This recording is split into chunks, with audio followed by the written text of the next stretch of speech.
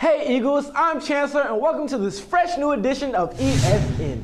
Up next, water polo continues its season stroke. Meanwhile, students and teachers stuff their face with hot dogs while soccer dominates one of its district rivals. Plus, we've got updates on what's going on the diamond. All that is on ESN. We lead off with some Texans news. The last original Texan and hometown favorite, Andre Johnson, has requested a trade and will be either moved or cut by the Texans in the near future. The franchise's leading receiver requested a trade after being asked to take a pay cut and accept a reduced role. The Texans will miss the future Hall of Famer's presence on and off the field, but wish him the best of luck in the rest of his career. Now, the Rockets had a big game on Sunday as they took on LeBron James and the Cleveland Cavaliers. In one of the most exciting games of the season, the Rockets prevailed at home in a game that got a little testy. Patrick Beverley and LeBron James would go at it after this blocking foul. And James Harden got into a little controversy after this kick that will lead to a suspension in the Rockets' next game.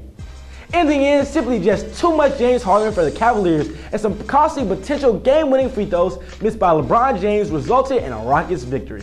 On Friday, our varsity girls and boys water polo teams competed against the Friendswood Mustangs at the Dawson Auditorium. The girls destroyed the Mustangs 19-11, while the boys came up short 7-5. Leading the boys was Noah Smith and leading the girls was Mia Simmons. They also have a meet today at Clear Falls, and their next district meet will be against the Clear Falls Knights at home from 4:30 and at 5:20. Come out and support your teams. And now for your boys track. We competed at a meet in A-Leaf this past weekend. Michael Mitchell set a new school record in the 200 meter, coming in at 21.42 seconds. Congratulations, Eagles. This year, Dawson has added powerlifting to one of the many athletic activities available to students. Your Dawson powerlifting team competed at regionals. I had the chance to catch up with Coach Stuckey and Sterling Wilson and asked them how they did at the meet and what exactly powerlifting is. Powerlifting starts in January and it runs through mid-March. At a powerlifting meet, the lifters, student athletes like yourself, would compete in 3 different lifts. First will be the squat, then we'll move on to bench, and then deadlift. We take the total of all 3 lifts and then we see how people will place in weight classes. So before the meet, you'll weigh in and you'll be placed in a weight class. And then you'll compete against other people in that weight class for total amount lifted. Jamira got 4th in her weight class and I got 3rd in my weight class.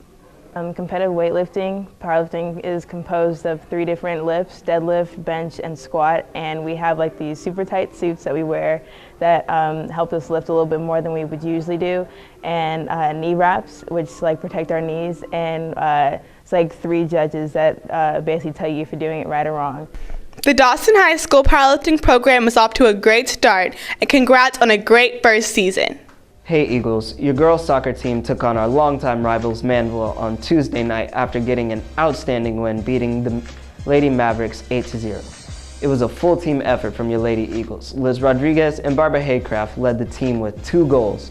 Kayla Hammond, Sam Mill, and Maddie Scafidi and Mackenzie Ostrom also put in a goal as well with the help of Tanya Cruz, Emily Gunther, and Claire Jeffers, who each had an assist to defeat the Lady Mavericks. As for your boys soccer team, they had an exciting win Tuesday against Manville, holding a 4-3 win at the end. They had an early lead of 4-1 with 2 goals from Nico Queros, a goal from Lars Myers, and Cicero Bonilla had his 12th goal of the season. Your boys are currently 4th place in district right now. Go and watch them as they make a playoff push facing Dobie here at 7 p.m. The Lady Eagles softball team competed in the Haney tournament all weekend long. Saturday, in their game against Dulles, the ladies were down 9-15 in the 7th inning. Riley Rodriguez stepped up to the plate and hit a grand slam in the bottom of the 7th, improving their score to 13. The Lady Eagles did fall short to the Vikings, but were able to hold them, keeping the final score 13-15.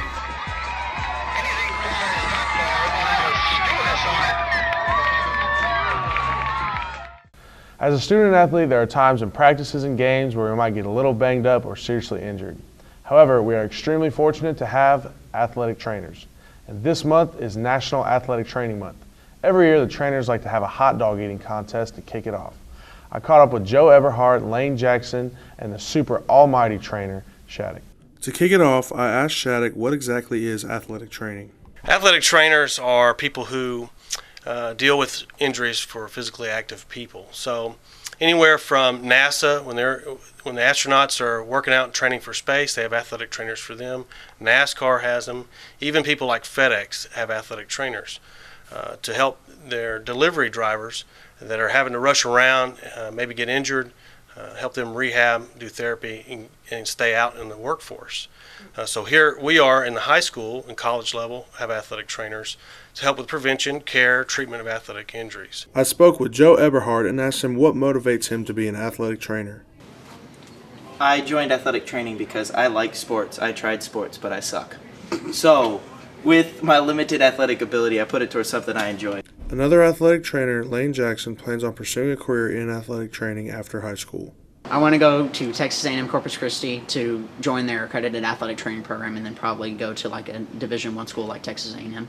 I want to give a special shout out to Conrad Liu for winning the hot dog competition with consuming 9 hot dogs in 3 minutes. So for all you student athletes out there, if you see an athletic trainer, don't mind giving them a pat on the back, or be like me and just give them a hug, because I promise you, we would not be where we are today without our lovely athletic trainers. This has been Tuck reporting for ETV. The boys baseball team took on the Texans from Sam Rayburn on Tuesday, and they won in a dominating fashion. They scored 5 runs in the second inning and 6 runs in the fourth to crush the Texans on the road with a final score of 17-5. Next up, the boys will take on Westside at 4 o'clock at Morton Ranch. Now for your boys basketball playoff update, the boys took on Fort Bend Clements last Friday at Alvin High School for the second round matchup. The game went back and forth all night.